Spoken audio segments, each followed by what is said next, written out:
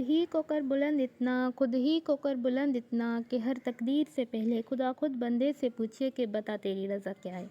अस्सलाम वालेकुम my dear all student, today we will discuss about second year biology.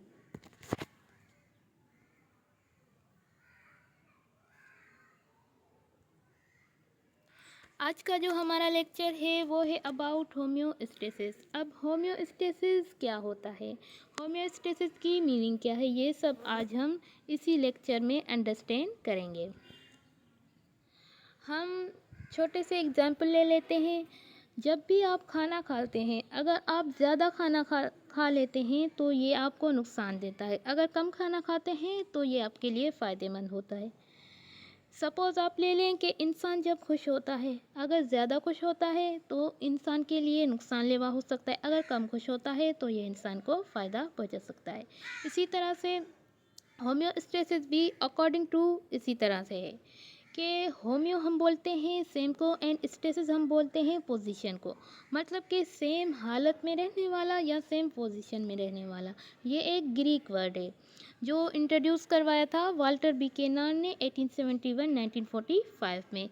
इसने describe किया था कि ये एक सेल्फ रेगुलेटिंग प्रोसेस है जो कि खुद ब खुद होता है हमारी बॉडी में।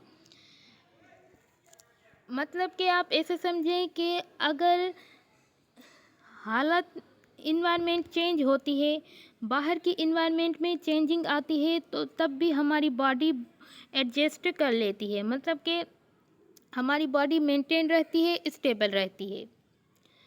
होम्योस्टेसिस हमारी लाइफ को जारी रखने के लिए, हमारी ज़िंदगी को जारी रखने के लिए ज़रूरी है। ये हमारे बॉडी फंक्शन को स्टेबल करके रखता है, मतलब कि हम एक्सटर्नल जो इन्वायरमेंट है अगर उसमें चेंजिंग आएंगे तब भी हमारी बॉडी को कोई फ़र्क नहीं पड़ेगा, तब भी हमारी बॉडी मेंटेन रहेगी, स्टेबल रहेगी, मतलब कि उसी कंडीशन को, उसी हालत को हमारी बॉडी एडजस्ट कर लेगी। अब इन्वायरमेंट क्या होती है, इन्वायरमेंट हम बोलते हैं हालत को। Environment is refer to the condition, ये कंडीशन से लिया गया है विच ऑर्गेनिज्म लीव्स, जिसमें जानदार रहते हैं। अब organism leave in terrestrial and aquatic. अब दो तरह के ऑर्गेनिज्म होते हैं, एक होते हैं टेरेस्ट्रियल, एक होते हैं एक्वेटिक। एक ज़मीन पे रहते हैं और एक पानी में रहते हैं। उनकी मुख्तलिफ़ तरह की हालतें होती हैं, मुख्तलिफ़ तरह की कंडीशंस होती हैं, कुछ की दरमियानी होती हैं, कुछ की सख्त होती हैं। मतलब कि अगर इन्वायरमेंट में चेंजेस आते हैं तो ऑर्गेनाइज़म में फ़िज़िकल चेंजेस आते हैं। अगर इन्वायरमेंट चेंज होगी तो जानदार अपने आप में फ़िज़िकल चेंजेस लाते हैं।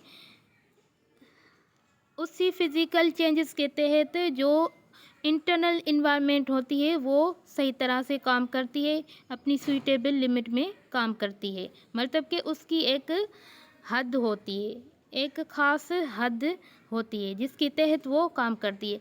अगर इन्वायरमेंट चेंज होगी तो जानदार में फ़िज़िकल चेंज आएगा, उसी फ़िज़िकल चेंजेस के तहत इंटरनल इन्वायरमेंट जो होगी बॉडी की वो मेंटेन रहेगी, वो सही तरीके से काम करेगी, सूटेबल लिमिट के तहत काम करेगी।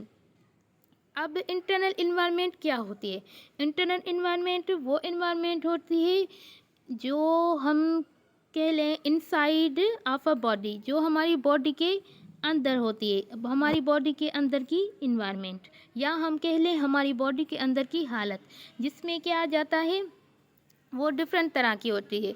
जैसे बॉडी फ्लूइड हो गया, हमारी बॉडी में जो ब्लड हो गया, या बॉडी फ्लूइड टिश्यूज़, या हमारी बॉडी में पानी हो गया, टिश्यूज़ हो गए, सेल्स हो गए, ऑर्गन सिस्टम हो गया, ये हमारी कौन सी इन्वायरमेंट है, इंटरनल इन्वायरमेंट है।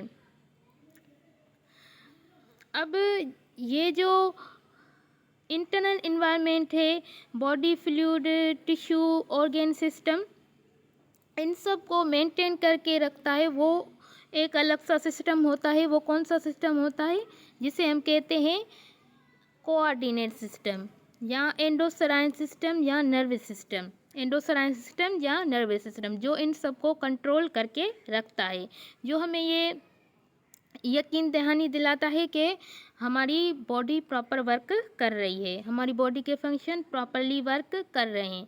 ये जो एंडोक्राइन सिस्टम है, नर्वस सिस्टम है, इसमें जो कंपोनेंट आ जाते हैं वो कौन से होते हैं? उसमें osmo regulation, excretion and thermo regulation. Osmo regulation जो साल्ट एंड वाटर को मेंटेन रखता है, एक्सक्रिएशन जो वेस्ट प्रोडक्ट होते हैं, एंड थर्मो रेगुलेशन जो बॉडी टेम्परेचर को मेंटेन रखते हैं। अब हमारी बॉडी का टेम्परेचर है 37।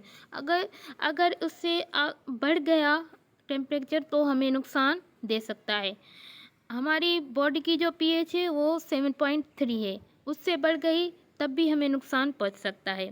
मतलब कि जो हमारी इंटरनल इन्वायरमेंट होती है या एक्सटर्नल इन्वायरमेंट होती है, आप एक्सटर्नल इन्वायरमेंट ले लें, एक्सटर्नल इन्वायरमेंट में चेंज आएगा तो इंटरनल इन्वायरमेंट में भी चेंज आएगा। अब एक्सटर्नल इन्वायरमेंट कौन सी इन्वायरमेंट होती है? आउटसाइड ऑफ अ बॉडी, जो बॉडी के बाहर की इन्वायरमेंट होती है, जो बॉडी के बाहर की इन्वायरमेंट मतलब कि बाहर वाली इन्वायरमेंट। उसमें क्या आ जाता है? एयर आ जाती है, टेम्परेचर आ जाता है, ह्यूमिडिटी आ जाती है, इसमें चेंजेस आते हैं। आप एक्सटर्नल इन्वायरमेंट को चेंज करेंगे तो आपकी इंटरनल इन्वायरमेंट में भी चेंज आएगा। अब चेंजेस तो आते हैं, उन चेंजेस को मेंटेन करके रखना, स्टेबल करके रखना, वो किसका काम होता है? होम्योस्टेसिस का काम होता है। हमारी बॉडी के अंदर थोड़ा सा भी चेंजेस आता है, या आप एग्जांपल ले लें ब्लड प्रेशर। अगर ब्लड प्रेशर बढ़ता है तो तब भी होम्योस्टेसिस में वर्क करता है, उसको मेंटेन करके रखता है।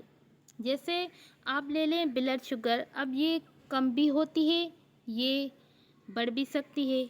जैसे आप ले लें ब्लड प्रेशर लो भी होता है, ब्लड प्रेशर हाई भी होता है। ये क्या हो गया? इसमें चेंजिंग आ गई, इंटरनल चेंजिंग भी आ गई, इंटरनल चेंजिंग आ गई। मतलब ये हुआ कि आप एक्सटर्नल इन्वायरमेंट चेंज करेंगे, आपकी इंटरनल इन्वायरमेंट में भी चेंजेस आएंगे। जैसे आप साल्ट ले लें, साल्ट आपने ज़्यादा खाया तो भी आपको नुकसान पहुंचा सकता है, अगर कम खाया तो भी आपको नुकसान पहुंचा सकता है। वाटर ले लें, वाटर आपने ज़्यादा पिया तो भी आपको नुकसान पहुंचा सकता है, अगर कम पिया तो भी आपको नुकसान पहुंचा सकता है।